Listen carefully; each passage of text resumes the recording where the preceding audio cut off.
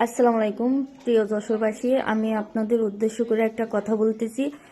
আজকে সোমবার 15 তারিখ সন্ধ্যা 5:30টায় আমি কালেক্টর ভবনের সামনে একটা পুরনো মার্কেট আছে, সেখানে আমার একটা আপুর সঙ্গে মার্কেটে গেছিলাম।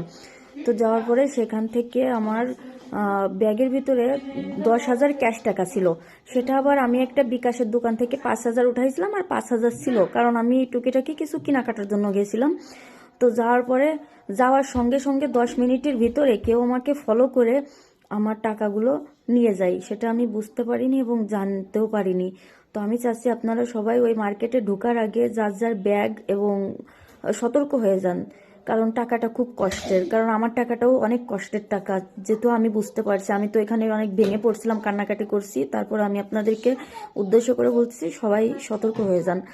ওইখানে ঢোকার আগে যার যার ব্যাগ নিজটা সাবধানে রাখবেন।